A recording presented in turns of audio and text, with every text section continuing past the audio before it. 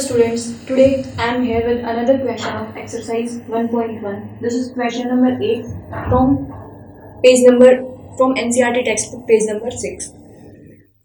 Let me start the question. Show that the relation R in the set A. अब ये है set हमारे पास A और इस सेट पे हमें रिलेशन बनानी है, तो A हो गया हमारे पास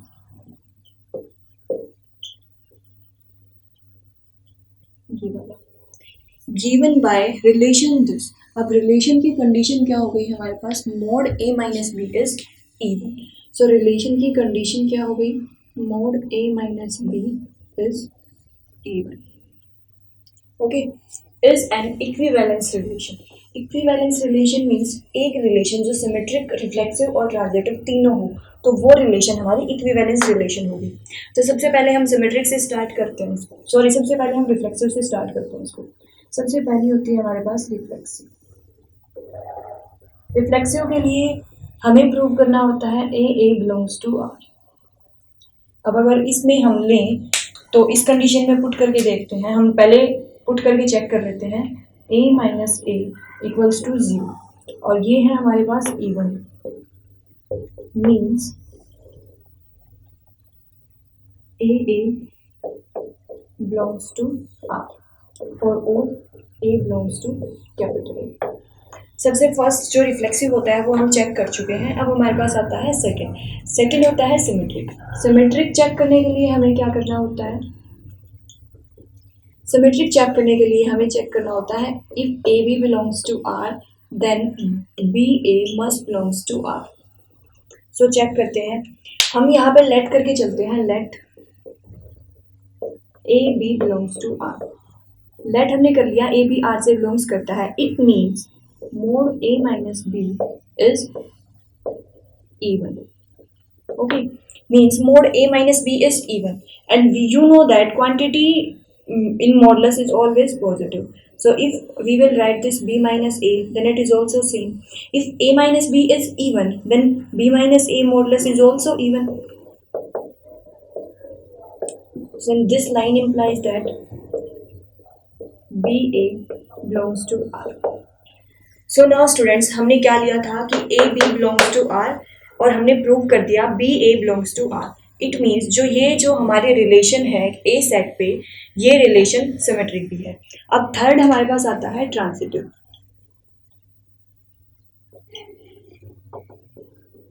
ट्रांजिटिव के लिए अगेन हमें दो चीज़ें लेट करनी है और एक चीज़ प्रूव करनी है। ट्रांजिटिव के लिए था हमारे पास let AB belongs to R and BC belongs to R. This implies that AC also belongs to R. हम let करके चलते हैं, let AB belongs to R. AB R से belongs करता है, इसका क्या मतलब हुआ, mode A minus B equals to is even। और मैं ये भी लिख सकती हूँ mod A minus B equals to 2n, जहां पे n कोई भी नेचुरल नंबर है, n होल नंबर है। ओके, तो ये a माइनस बी की वैल्यू हमारे पास ये आ गई मॉडुलस की, और a माइनस बी की वैल्यू क्या हो जाएगी, प्लस माइनस 2n। ये हमने a माइनस बी की वैल्यू निकाल ली यहाँ से। अब दूसरी चीज लेट करते हैं, let B C belongs to R. अब अगर बी सी आर से बिलोंग्स करता है तो b माइनस सी की मॉडुलस की वैल्यू हमने ले ली 2m। अगेन m कोई होल नंबर है, ये हो गया। अब यहाँ पे देखो ये b माइनस सी है, और अगर मैं नॉर्मली यहाँ पे b माइनस सी लिखूँ तो प्लस माइनस 2m हो जाएगी इसकी।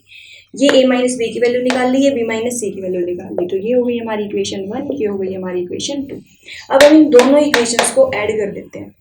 So adding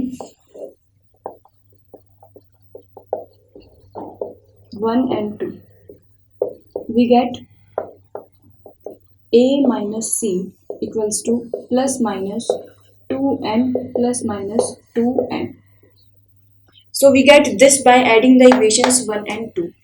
Now we want the modulus of a minus c. So take modulus on both sides. a minus c का modulus equals to 2 का modulus and plus minus n plus minus n का modulus. ये क्या हो गया, a minus c equals to 2 into plus minus n plus minus n। Again, this is also a even number because it's multiple of 2, and we know that multiple of 2 are even numbers. So again, this is an even number. A minus C is even, and this implies that AC belongs to R. अब देखो, इस question में हमने क्या लिया, ए भी are से belongs करता है और बी सी आर से बिलोंग्स करता है, और हमने क्या प्रूव कर दिया कि ए सी भी आर से बिलोंग्स करता है। इसका मतलब क्या हुआ कि जो ये रिलेशन है A minus B is even set A के ऊपर, ये ट्रांसिटिव भी है। ओके स्टूडेंट्स, अब हमारा ये क्वेश्चन अभी तक हाफ कंप्लीट हुआ है एंड आगे वाला क्वेश्चन देखते हैं। अब हम इसके नेक्स्ट पार्ट पे चलते हैं। Show that all elements of this, all elements of this, तो ये हमने एक अलग से सेट लेट कर लिया, let B equals to this set 1 3 5। Show that all elements of this are related to each other, ये एक दूसरे से ही रिलेट करते हैं। किस रिलेशन में? इस जो ये ऊपर वाली गिवन रिलेशन है इसमें। अब अगर हम 1 3 5 को देखें तो ये सारे ओड नंबर्स हैं, और वहां पे रिलेशन क्या गिवन है, that a minus B is even.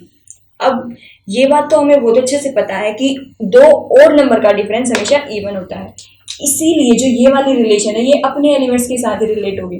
और अगर हम एग्जांपल लेके दिखाएं, सो 1 माइनस 3 का modulus equals to 2 which is even, 3 minus 5 का modulus is 2 which is also even, 1 minus 5 modulus is 4 which is also even. Hence we can say that all elements of B are related to itself only, and no element,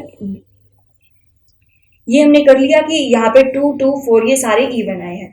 So we can say that all elements of B set are related with each other, not with any other element.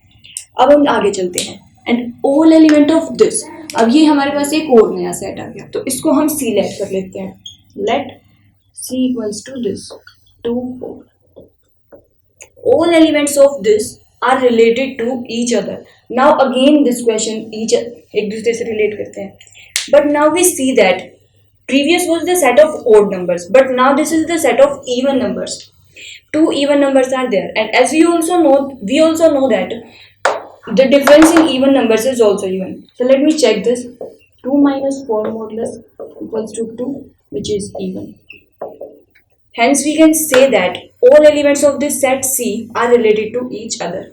But we have last line also, but no element of this set is related to any element of this. And the last question is that no element of B is related to no element of C. Reason, as you are watching that B set is having elements 1 3 5 which are odd,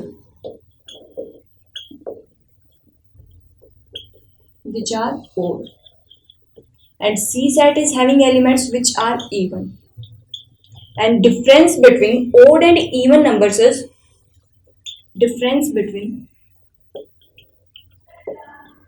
odd and even number is odd. For example, 2 1, 2 minus 1 modulus equals to 1 which is odd, and 3 minus 2 modulus equals to 1 which is also odd, and 3 minus 4 modulus equals to 1 which is also odd. Hence we can say that no element of B, this is B, is related to any element of C. So students, I had divided this question in two parts. First part is up to the equivalence relation. We had proved that the relation on A given by A minus B is even is equivalence relation. Secondly, we have proved that that all elements of 1 3 5 are related to each other only, and all elements of 2 4 are related to each other, but no element of B, I can say 1 3 5, is related to any element of C or 2 4. So students, this question is done.